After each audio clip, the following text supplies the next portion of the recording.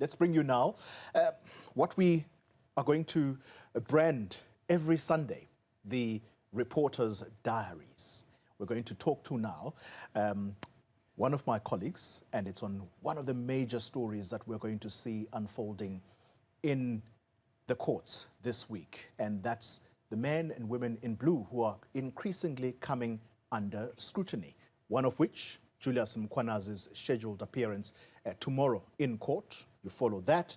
And he is also going to be appearing in court, the National Police Commissioner, Fanny Masemula, who is due on Tuesday. Zolega Kotashe is with me in studio tonight. Zolega, help us kick off this particular segment that we're hoping to keep as tradition. Let's start off with Julius Mkwanazi. There are very serious allegations leveled against him. Let's run through them and you'll tell us the significance of these and why he needs to be a very worried man. Well, good evening, Xoli, and good evening to the viewers. You'll remember that in terms of what we have heard from the South African Police Service in relation to those charges that are going to be faced by Julius Mkwanazi, the suspended deputy chief of the EMPD, is essentially fraud, corruption, as well as defeating the ends of justice. Now, it's important not to look at because these may be found in the Criminal Procedures Act. But we don't look at statute in isolation. We also look at it in conjunction with other statutes. And in relation to corruption in particular, that is set out in the Prevention and Combating of Corrupt Activities Act. Now, that's PRECA. Now, in PRECA stipulates that, or lays out a number of reasons under Chapter 2, in which a member of the police, or rather a public official, may be charged under PRECA. When you look at the Criminal Procedures Act, it labels what is found under Chapter 2 of PRECA as a Schedule 5 offence. And so that is why that is particularly important, because you'll remember, in terms of Schedule 5 and Schedule 6 offences, the onus shifts from the prosecutor to the accused. Then he will then be expected to demonstrate to the court the exceptional circumstances, or whether it is in the interests of justice that he be released. And so that is why those are particularly important, because those under the Criminal Procedure Act are very serious crimes. Okay, I'm pausing you deliberately because what you've just said is quite interesting. The onus is going to have to be on Julius Mkwanazi to prove exceptional circumstances for why he will be or should be released on bail. No. This is a man who has not concluded testifying before the Madlanga Commission. It was said, in fact, on his last day that that date is yet to be determined. How is that going to be worked around? Do you think that in all probability it may follow a similar pattern to what we saw with Vusimuzi Kat Matlala when he appeared before the Madlanga, the ad hoc committee, where it was committee members that went to prison to interview him?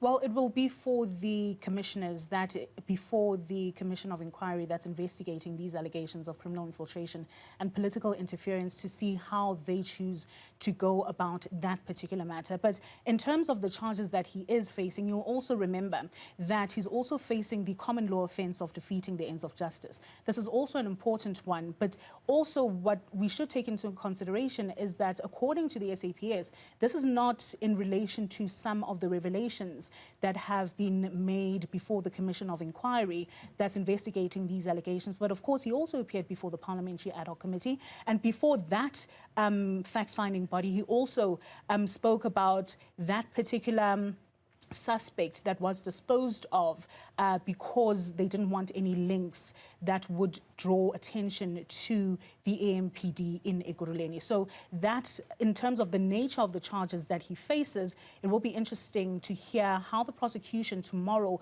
will detail what charges he faces and in relation to what instances. Okay, let's move on then to another significant police official, and that is the National Police Commissioner himself, General Fanny Masemula.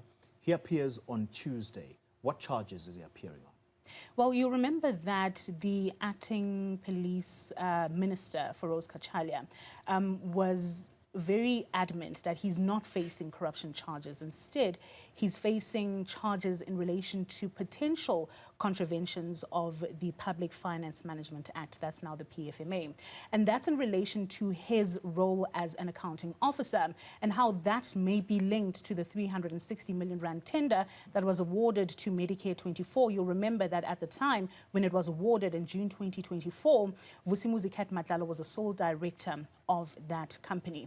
And so in relation to whether he, as an accounting officer, will conducted due diligence in the awarding of this tender is going to be something that is paramount in the investigations by the state. Yeah. You'll remember that when he appeared before the Parliamentary Ad Hoc Committee, he essentially was asked questions about what role he played in the awarding of that tender, particularly because he was alerted to potential irregularities in that tender before it was awarded in June 2024.